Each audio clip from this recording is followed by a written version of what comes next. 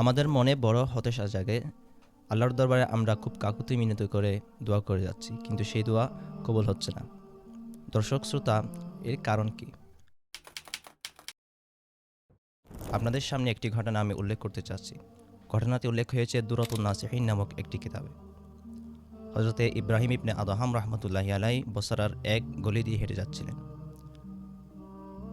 তার কাছে কিছু লোক এসে প্রশ্ন করল, হে আবু ইসহাক, আমরা আল্লাহর দরবারে দোয়া করছি।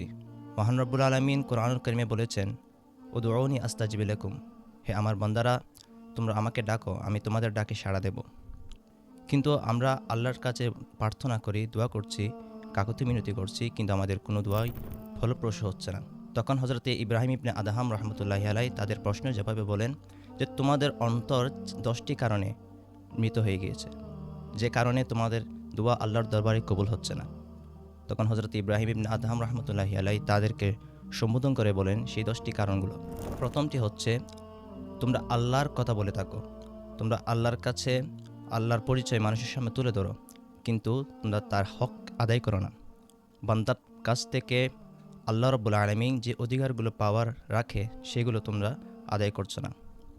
দ্বিতীয়টি হচ্ছে, তোমরা আল্লাহ রাব্বুল আলামিনের কিতাব পাঠ করছো, তার কোরআন নিয়মিত তেলাওয়াত করো, কিন্তু সেই মোতাবেক তোমরা আমল করছো না। তোমরা আরও বলে থাকো যে শয়তান আমাদের শত্রু, আমাদেরকে শয়তানের বিরুদ্ধাচারণ করতে হবে, কিন্তু তোমরা দিন শেষে তোমরা শয়তানের মুওয়াফাকত কিংবা তার সাথে মহব্বত রাখছো, তার কথা অনুসরণ করে যাচ্ছ। তোমরা দাবি করে থাকো যে আল্লাহ রসুলকে ভালোবাসা আমাদের অন্তরে লালন করতে হবে, কিন্তু তোমরা আল্লাহ রসুলের সুন্নত মোতাবেক আমল করছো না, তার সুন্নতের পথ অনুসরণ করছো না। তোমরা আরও বলে থাকো, আমরা জান্নাতকে ভালোবাসি, আমরা জান্নাতে যেতে চাই, জান্নাতের এই সৌন্দর্য আমরা দেখতে চাই, কিন্তু সেই জান্নাতে যাওয়ার জন্য যে আমল করার প্রয়োজন তোমরা তা তরক করে বসেছ।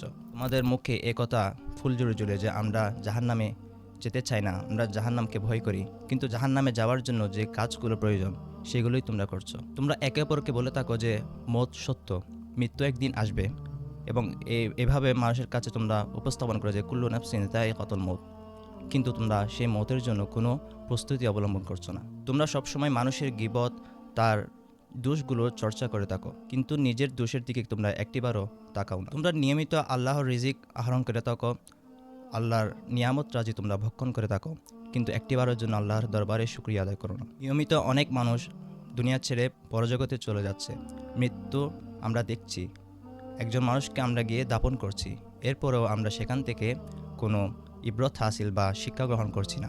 হযরত ইব্রাহিম ইবনে আদহাম রহমতুল্লাহি আলাইয়ের এই বাক্যগুলা আমরা যদি একটু খেয়াল করি যে আমাদের দোয়া কেন আল্লাহর দরবারে কবুল হচ্ছে না, এই পয়েন্টগুলোর দিকে যখন আমরা একটু তাকাবো, যে বুঝতে পারবো আমাদের দোয়া আল্লাহর দরবারে কবুল না হওয়ার কারণ কি। আসুন দর্শক শ্রোতা, আল্লাহর দরবারে দোয়াগুলোকে কবুল করার জন্য আমরা এই আমলগুলো করি। হযরত ইব্রাহিম ইবনে আদহাম রহমতুল্লাহি আলাইহির দেয়া উপদেশগুলো আমরা মেনে চলি।